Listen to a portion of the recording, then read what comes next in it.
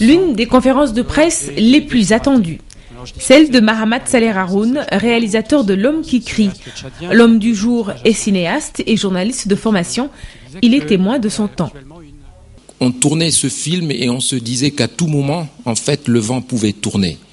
Du coup, ça rendait la chose, en fait, pour nous, capitale, essentielle, et que vous comprendrez qu'on ne pouvait pas faire, enfin, que dans cette situation, on ne peut pas faire du divertissement. Mahamat Saleh Haroun sait parfaitement où il va. Ce n'est pas le cas du personnage principal de son film, interprété par Youssou Diaouro. Il incarne un père rattrapé par l'âge et qui voit son fils prendre sa place. Un conflit de génération d'une grande banalité, raconté avec...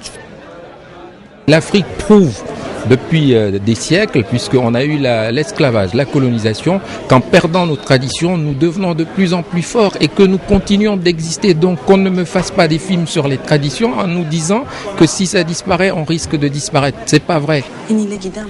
Après Darat, Abouna et Bye Bye Africa, Un homme qui crie boucle une trilogie qui a en toile de fond la violence et en filigrane le thème du père. Le père, une obsession chez Haroun? Quand j'ai commencé à poser ma caméra au Tchad, je n'ai aucune image d'un cinéaste tchadien en fait. Donc je n'ai pas de père et c'est en cela que ceci m'obsède peut-être. J'ai peur. Je vais pas mourir mon cœur. Saleh Haroun nous décrit une Afrique qui n'a pas encore exorcisé ses démons. Vengeance, guerre et regrets s'alternent. Pourtant, Un homme qui crie a séduit les cinéphiles, bien sûr avec des sentiments mitigés. C'est une très belle histoire et avec un acteur qui, à mon avis, va avoir le prix d'interprétation masculine. Ça m'a paru un peu lent, mais très beau finalement. Très beau film, les acteurs formidables, super casting, et on en sort retourné. Un homme qui crie n'est pas un ours qui danse. Les personnages le démontrent pendant 1h30.